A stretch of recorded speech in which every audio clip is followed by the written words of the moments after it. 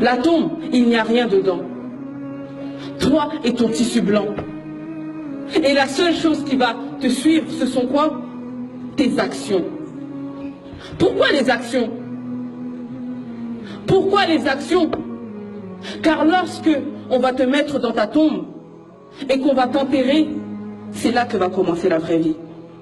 C'est là que va commencer l'interrogatoire. Et c'est là que vont venir deux créatures d'Allah, Munkar et Nakir. Ce sont deux anges qu'Allah a créés d'une apparence terrifiante. Leur voix est comme le tonnerre et leurs yeux sont comme les éclairs. Et lorsque ces deux anges vont venir à toi, ils vont te poser seulement 3 questions. Ils vont te poser 3 questions. Man Rabbuk? Qui est ton Seigneur? Ma dinuk? Quelle est ta religion? Wa man rasouluk?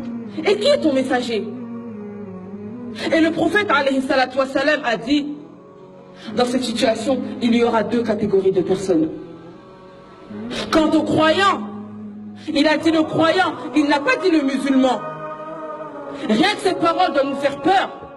Car ça veut dire que même nous qui sommes là aujourd'hui, pourtant on est tous musulmans, mais même nous qui sommes là aujourd'hui, peut-être qu'on ne pourra pas répondre à ces questions. Car il a dit le croyant, celui qui aura sacrifié sa vie pour la religion, celui qui aura voyagé à travers les versets coraniques, celui qui avait compris que cette vie n'est rien du tout comparée à celle de l'au-delà, celui qui aura aimé Allah d'un amour sincère, cette personne dira Allah est mon Seigneur. Ensuite ils diront quelle est ta religion? Et là il a dit celui qui suivait l'islam, celui qui priait à l'heure, celui qui aimait Allah subhanahu wa ta'ala, celui qui n'avait pas honte de montrer sa religion, qui n'avait pas honte de se dire musulman, qui n'avait pas honte de montrer sa religion. Il dira ma religion est l'islam. Ensuite ils diront qui est ton messager?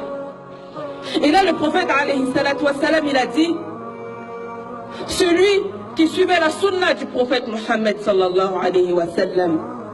Dès qu'il entendait Qala Rasulullah, le messager d'Allah a dit, il obéissait et mettait en pratique ses paroles.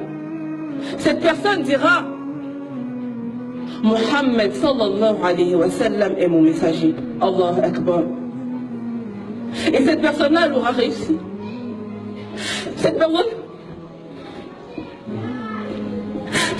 elle aura réussi. Et il se peut que même moi aujourd'hui, je ne puisse pas répondre à ces questions.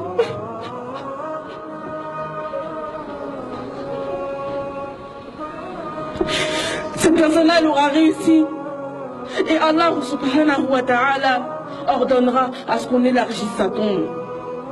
Et que sa tombe soit une demeure du paradis. Qu'on lui ouvre une porte du paradis. Et à ce moment-là, il sentira l'odeur du paradis. Et cette personne-là, elle aura gagné. Mais le prophète alayhi salatu wassalam,